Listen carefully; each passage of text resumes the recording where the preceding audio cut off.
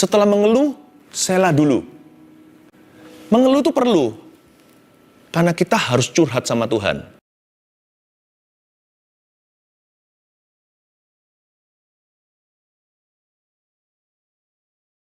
Sampaikan sabdamu, sembunyikan hamba seperti biasanya di balik salibmu yang luar biasa. Berkati umat Tuhan dengan damai dan kemenangan. Dalam nama Yesus. Haleluya. Amin. Saya bersyukur hari ini bisa menyampaikan firman sekali lagi. Selalu kesempatan seperti ini saya nanti-nanti. Dan ini akhir pekan, jadi jangan lupa untuk ibadah online, sekalipun onsite kami sudah jalan.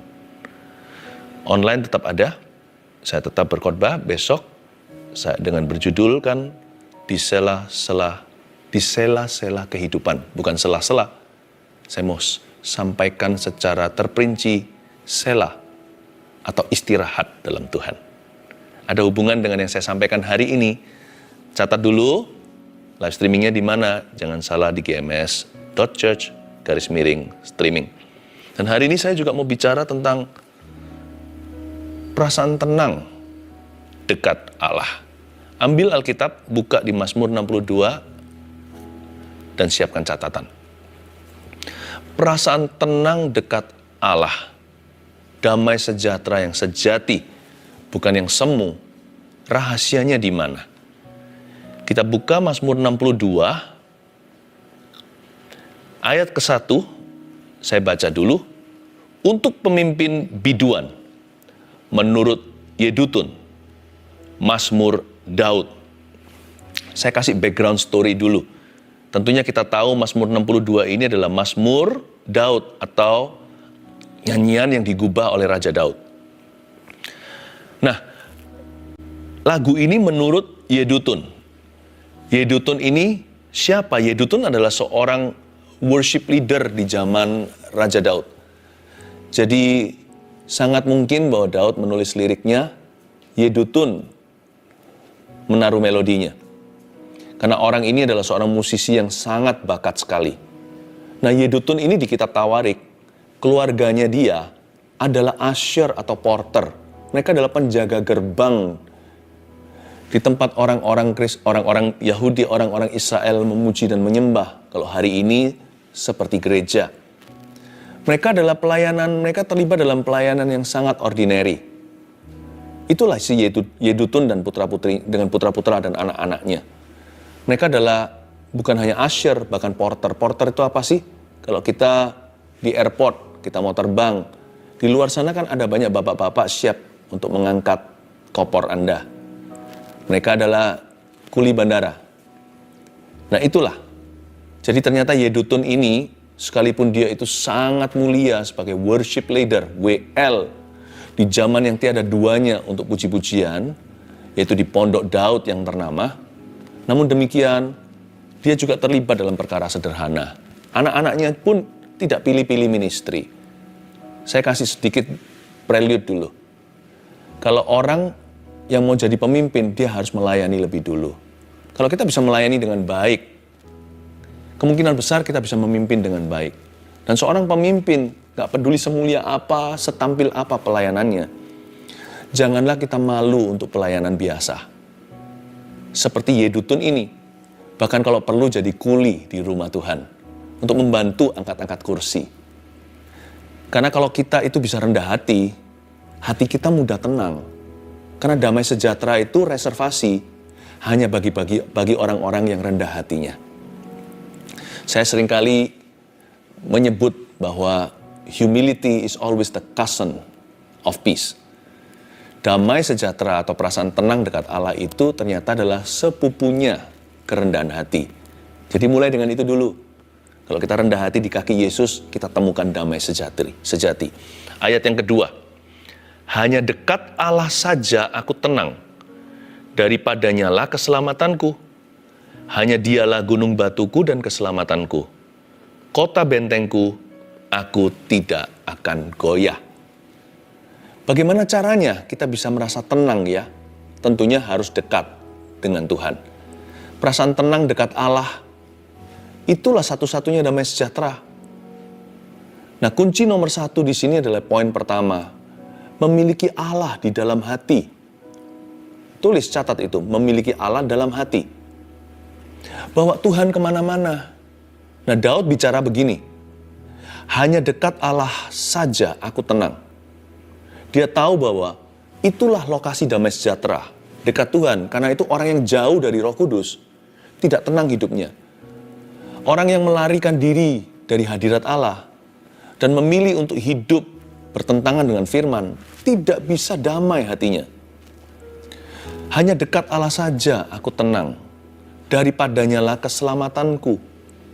Hanya dialah gunung batuku, perhatikan itu, dan keselamatanku, kota bentengku, aku tidak akan goyah. Sungguh-sungguh Daud ini sangat merasa dirinya memiliki Tuhan. Ya siapa sih yang bukan milik Allah? Alam semesta ini kan ciptaannya. Semua orang baik dan jahat semuanya adalah milik Tuhan. Memang Tuhan akan hakimi di akhirat. Tetapi Tuhan yang punya, Dia yang empunya segala sesuatu. Bumi, langit, dan seluruh isinya. Tetapi tidak semua orang memiliki Allah dalam hati. Daud tahu secara teori. Kita juga tahu sih, siapa yang gak pernah dengarkan Injil? Tuhan adalah keselamatan, kalau dari ayat 2 dan 3. Tuhan adalah gunung batu. Lalu keselamatan diulang sekali lagi. Betapa pentingnya itu. Lalu kota benteng. Tapi Daud gak puas dengan semua atribut Allah itu, atau semua sifat. He wasn't content knowing that God is all that. Bahwa Tuhan itu semua yang disebut tadi, kota benteng, keselamatan, gunung batu. Tapi Daud bubukan tanda tangannya di situ. Rasa memiliki Allah itu sangat tinggi di dalam hatinya. Berarti orang ini hatinya melekat pada Tuhan, maka Tuhan meluputkan. Maka Tuhan mendengarkan ketika dia teriak, berseru minta tolong. Daud membubuhkan tanda tangan, inisialnya ada di situ dengan kata ini. Di balik setiap atribut Allah atau sifatnya, gunung batu dia tambahin ku, gunung batu ku, kota benteng ku, keselamatan ku. Dia sangat memiliki sense of ownership atau perasaan memilikinya itu sangat tinggi. Lain cerita dengan Raja Saul. Raja Saul waktu ditegur ketika dia salah, dia nggak taat pada firman Allah. Samuel datang untuk mengkoreksi, untuk menegurnya dengan keras. Raja Saul bukannya bertobat, dia berkata begini, kasih aku hormat di depan umatku. Salah rasa memiliki. Itu umat Tuhan, dia rasa itu umatnya dia. Kasih hormat dong di depan umatku. Kalau kamu hormati aku di depan umum, aku akan kembali melayani Allahmu. Terbolak-balik. Umat Tuhan diklaim sama dia. Allahnya dia dilempar-lemparkan. Dia berkata, kalau kamu menghormati saya akan layani Tuhanmu. Tapi Daud gak begitu. Dia selalu berkata, dialah Tuhan dan Rajaku. Kota benteng dan keselamatanku. Gunung batuku. Rasa memiliki Allah sangat tinggi. Cintai Tuhan dalam hati. Dalam jiwamu harus tinggal hadirat Allah. Jangan jadikan Tuhan itu agama. Jadikan Tuhan itu hubungan. Jangan hanya hubungan pribadi doang. Hubungan yang sangat intim dengan Tuhan.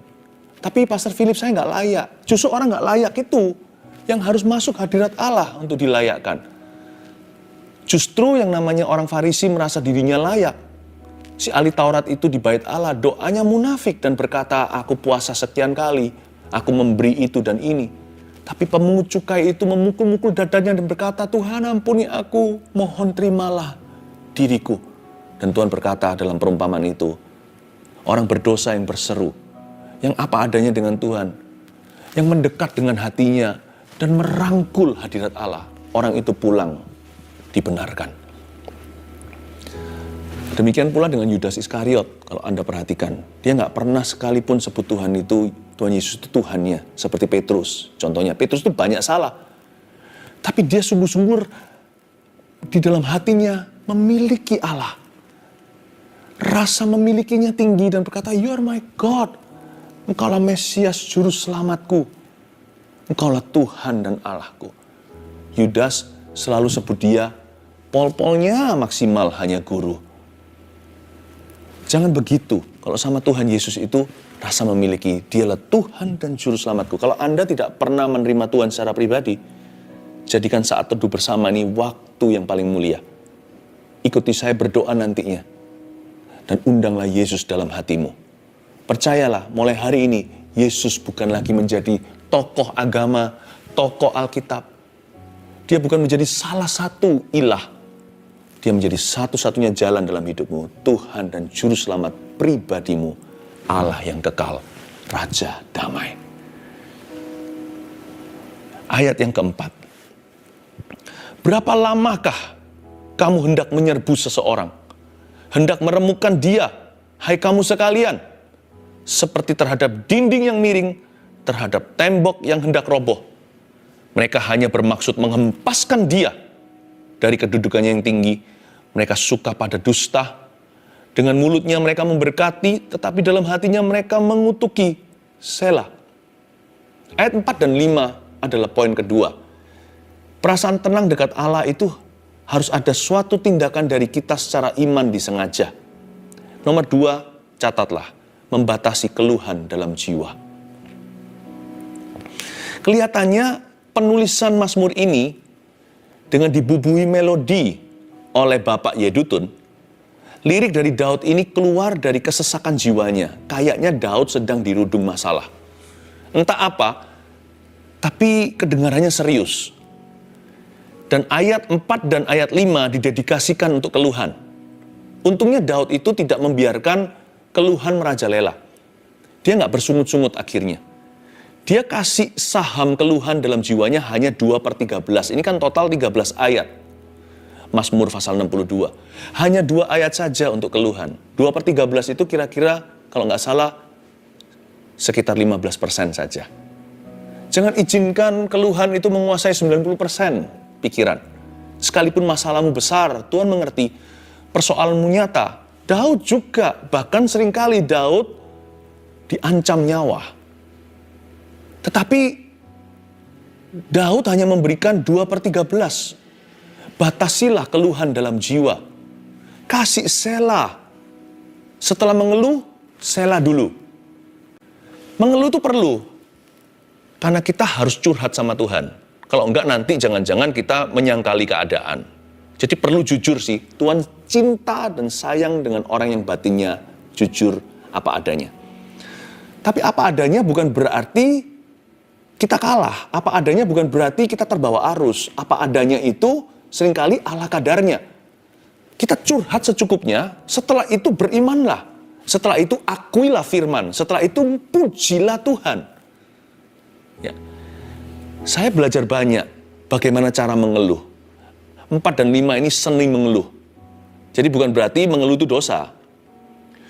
Tetapi mengeluh itu ada caranya. Caranya begini, ayat 4 ini adalah keluhan Daud terhadap musuhnya. Atau dia mengeluh kepada musuh-musuhnya. Boleh nggak kita mengeluh sama orang? Lah kalau contohnya kita di restoran nggak keluar nih makanan. 1 jam nggak keluar. Gimana? Kita juga bisa mengeluh. Tetapi jaga kata-kata. Mengeluh boleh, nggak perlu berdosa. Ini caranya Daud mengeluh kepada musuh-musuhnya. Namun dia tidak berdosa dengan mulutnya. Ayat 4 sekali lagi. Berapa lamakah kamu hendak menyerbu seseorang? Seseorang di situ adalah dirinya sendiri. Dia menaruh dirinya sebagai pihak ketiga dalam Mazmur ini. Anda boleh mengeluh, tapi hati jangan terlalu terbawa-bawa. Keluhan Anda meskipun untuk dirimu, jadikan dirimu yang mengeluh itu pihak ketiga. Seseorang. Berapa lamakah kamu, pihak kedua itu, hendak menyerbu seseorang? Hendak meremukkan dia, hai kamu sekalian. Kalian tuh mau saya hancurkan? Hai kamu sekalian seperti terhadap dinding yang miring. Aku ini tidak kuat-kuat banget. Kekuatanku juga ada batasnya. Seperti terhadap dinding yang miring, terhadap tembok yang hendak roboh. Seperti Daud itu bukan memohon, tetapi seperti dia itu berkata, tolong berbelas kasihanlah. Tolong pahami situasi. Tapi hatinya dia jaga. Dia tidak dengan mulutnya berdosa keluar sumpah serapa. Apalagi mengutuki mereka. Biar Tuhan yang mengutuki siapa. Biar Tuhan yang memberkati siapa. Tuhan meninggikan, Tuhan merendahkan. Tuhanlah hakimnya. Tugas kita hanyalah memberitahukan di mana keluh kesah kita, di mana hak kita, dan bagaimana orang lain menyalahi hak itu. Lalu serahkan penghakimannya ke Tuhan. Sementara hati ini tolong dijaga dengan segala waspada, melekatlah pada Allah, miliki Allah di dalam jiwa. Berapa lama kamu mau begini, bro? Kamu kok begitu terus sama aku? Kenapa kasar kata-katamu? Kenapa kamu fitnah saya? Saya tidak begitu loh. Apa yang telah saya perbuat kepada kamu, sehingga kamu membenci aku demikian rupa?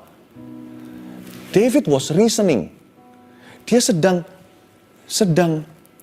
reasoning itu apa ya? Dia sedang menceritakan, dia sedang menjelaskan yang masuk akal. Dia sedang bukan berdebat, tetapi dia sedang bertukar pikiran. Dia jaga agar hatinya jangan terlalu panas supaya adem pikiran. Dia berkata, harusnya tidak begini loh. Apa alasanmu membenci aku? Aku ini dinding yang sudah miring, hendak roboh. Kamu kok tendang-tendang begitu? Dia nggak ngancam-ngancam. Dia tidak berkata, Tuhan hancurkan kamu, Tuhan balas kamu. Nggak ada begituan. Boleh mengeluh, harus bahkan. Tapi perhatikan caranya. Tidak segala cara dihalalkan. Hanya karena Anda yang benar, orang lain yang salah. Hanya karena tujuannya benar, bukan berarti segala cara diterima. Lalu ayat 5 adalah keluhan Daud bukan kepada musuh-musuhnya, keluhan Daud kepada Tuhan tentang musuh-musuhnya. Dia mengeluh tentang mereka. Mereka, sekarang dia berkata mereka, tadi kan dia beritahu kamu, sekarang dia pakai kata mereka. Mereka hanya bermaksud menghempaskan dia dari kedudukan yang tinggi. Ini dia bicara tentang dirinya sendiri. Mereka suka kepada dusta. Dia curhat sama Tuhan. Curhat sama Bapa. Dia curahkan hatinya. Di mana dia kesel sama mereka. Tuhan, mereka itu hanya bermaksud menghempaskan aku. Maksud mereka itu nggak baik. Udah jelas sekali, ini bukan asumsi. Mereka memang mau aku jatuh. Pembunuhan karakter terjadi. Mereka suka kepada dusta yang mereka lontarkan itu loh. Daud itu bicara fakta. Dia nggak bicara perasaannya. Yang mereka sebar-sebarkan itu nggak benar tentang aku. Aku nggak pernah berbuat begitu. Aku nggak pernah ngomong begitu. Dengan mulutnya mereka memberkati. Tetapi dalam hatinya mereka mengutuki. Daud jadi ingat waktu lagi pesta, atau lagi diundang ke rumahnya, atau lagi ada acara apa. Orang-orang ini manis-manis, cipika-cipiki, cium pipi kanan, cium pipi kiri. Tuhan berkata, tapi Daud tahu orang itu berbuat apa di balik layar. Ketika dia membalikkan badannya, mereka menusuk dari belakang. Daud berkata, orang-orang ini Tuhan, mereka memberkati dengan mulutnya. Tapi dalam hatinya mereka mengutuki saya. Daud tidak suruh Tuhan, Tuhan, kau harus begini. Kau harus bela dengan cara begini. Biarkan mereka bernasib demikian. Dia nggak suruh Tuhan begini dan begitu. Coba kalau Anda baca ayat 5. Dia tidak membuat konklusi. Dia hanya mencurahkan hati. Lalu serahkan ke tangan Tuhan. Lalu dibubui, berikutnya bukan dibubui, ditutup dengan kata Selah. Udah, enough is enough. Kalau Anda mau tenang dekat Tuhan, jangan panik seenaknya. Jangan marah kesumat. Miliki Allah dalam hati. Lalu setelah itu, batasi keluhan dalam jiwa. Ayat yang ke-6. Hanya pada Allah saja kiranya aku tenang. Sebab daripadanya lah harapanku. Hanya dialah gunung batuku dan keselamatanku. Kota bentengku, aku tidak akan goyah. Repetisi. Apakah Anda sadari? Diulang lagi dari ayat yang ke-2 dan 3. Tapi kalau kita baca dengan seksama dan teliti, ini satu oktav lebih tinggi. Awal mulanya di ayat 2 dikatakan hanya dekat Allah saja aku tenang, daripadanya lah keselamatanku. Kalau bisa selamat udah pas-pasan. Itu rescue. Seperti orang sedang berada di rumah kebakaran, lalu setelah itu ditolong oleh pemadam kebakaran, lalu digendong keluar, anak kecil, nenek tua. Selamat aku, haleluya. Daud sudah tidak di level itu. Kalau seksama kita baca, ayat 6 bunyinya, hanya pada Allah saja kiranya aku tenang, masih sama. Sebab daripadanya lah harapanku. tiba-tiba secercah harapan setelah dia keluh kesah, gundah gulana. Ketenangan itu cikal bakal pengharapan. Kalau Anda tenang dulu, pengharapan bisa masuk kemudian. Dengan mudah Tuhan bicara, memberi janji yang baru. Ini 1 oktav lebih tinggi. Lalu muncul kata-kata yang sama tadi, gunung batuku, kota bentengku, keselamatanku. Dengan dibubuhi ku di akhir setiap atribut dan sifat Allah. Dia berkata, itulah Allah saya, itulah Tuhanku. Daud itu percaya pada Tuhannya. Dan kepercayaannya bukan teori doang. Dengan segenap hati. Daud GR dulu, gak apa-apa sih. Mending GR daripada ragu. Ayat 8, pada Allah ada keselamatanku dan kemuliaanku. Gunung batu kekuatanku, tempat perlindunganku ialah Allah. Ayat 8 sekali lagi, pada Allah, with Him. Tuhan itu begitu, lalu dia lay claims to His Lord and God. Dia berani mengklaim apa yang jadi hak warisnya sebagai anak Tuhan, umat Tuhan, dan orang pilihan Tuhan. Boleh nggak kita mengklaim sesuatu dari Tuhan? Boleh. Sangat-sangat boleh. Asal itu tertulis dalam firman, dan memang itu sifat Tuhan. Klaimlah. Karena kita berhak untuk percaya. Boleh kita percaya. Percayalah. Tapi janganlah kita menuntut. Kita berhak percaya, bukan berhak menuntut. Tapi percaya, nggak ada batasnya. Percayalah sekeras-kerasnya. Percayalah sepenuh-penuhnya, segenap-genapnya. Percayalah sejauh-jauhnya, sejauh hatimu bisa percaya. Percayalah, jangan ragu, jangan bimbang. Setinggi-tingginya percaya, sedalam-dalamnya. Selebar-lebarnya percayalah kasih Yesus. Percayalah dia sanggup, percayalah dia mampu, percayalah dia mau. Gak apa-apa. Tapi kalau ada jiwa menuntut, nah disitulah seringkali orang kecewa dan kepahitan. Kok bisa sih kepahitan sama Tuhan? Emangnya kita siapa? Ayat 9. Percayalah kepadanya setiap waktu, hai umat. Curahkanlah isi hatimu di hadapannya. Allah ialah tempat perlindungan kita. Selah. Berubah lagi nih. Sekarang Daud berada di posisi pemberi. Dia mengajari. Dan dia bicara ke umat Tuhan. Hei umat Tuhan, hai jemaat, percayalah kepadanya setiap waktu. Berubah dari yang awal pertama, dia memiliki Allah, dia mengakui Tuhan, lalu dia mengeluhkan kepada Tuhan tentang musuhnya, lalu mengeluh langsung kepada orang-orang yang dia bisa. Orang-orang yang bisa dia tegur. Tapi sekarang tiba-tiba dia jadi pengajar. Gimana sih ini? Gini loh, di ayat 9 ini Daud sudah mengalami kemenangan dalam jiwanya. Dia sudah tenang dekat Allah. Karena hatinya dekat. Ya, karena hatinya dekat dengan Tuhan dan sudah fokus hatinya nggak ke situ. Pada kekecewaan, ketidakadilan yang dia rasakan, gimana perlakuan manusia, atau situasi kondisi keadaan, meskipun masalahnya masih ada.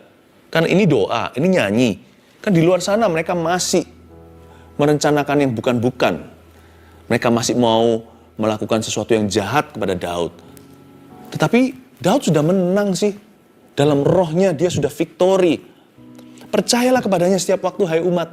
Dia taruh dirinya sebagai pengajar. Curahkan isi hatimu di hadapannya ya. Allah ialah tempat perlindungan. Selah. Tempat perlindungan kita, selah. Yang ketiga, perasaan tenang dekat Allah. Yang ketiga adalah melayani kebutuhan jiwa-jiwa.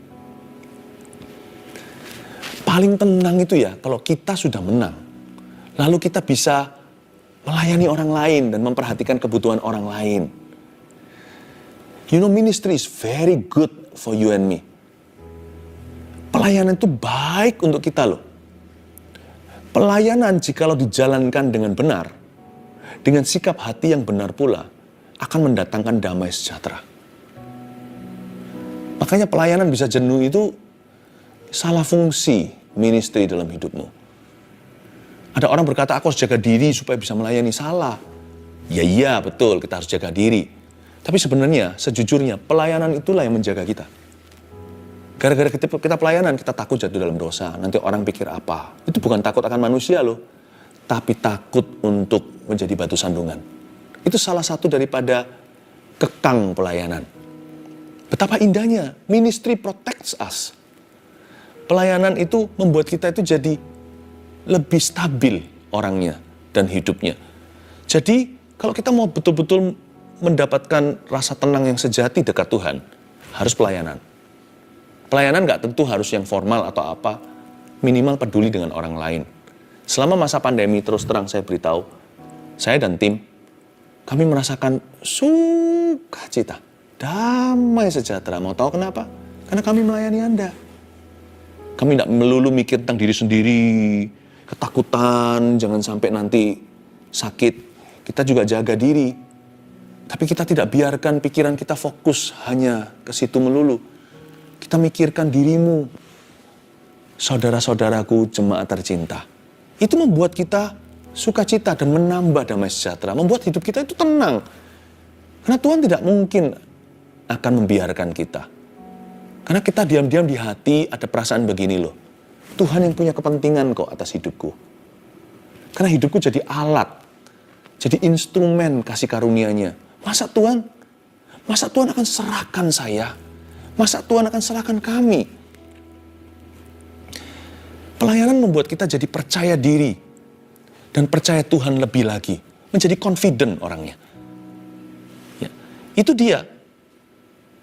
Karena itu janganlah biarkan dirimu menganggur secara rohani ya. Sekalipun mungkin ministry tidak seperti dulu, belum terbuka social distancing hari-hari ini. Tapi sebenarnya bisa loh. Kalau kita cari-cari, pasti ketemu. Pelayanan itu bisa dalam cara yang paling sederhana. Memperhatikan orang lain yang kita sudah kenal. Termasuk keluarga terutama. Kita bisa memperhatikan si itu gimana ya. Bisa saya doakan nggak hari ini ya?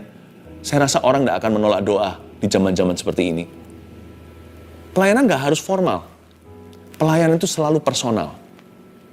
Bisa kok. Buktinya kita kalau mau cari-cari salahnya orang aja ketemu. Masa cari-cari pelayanan nggak bisa? Pelayanan itu bukan tampil. Roh tampil itu bukan pelayanan. Meskipun pelayanan juga ada sebagian yang harus menampilkan orang.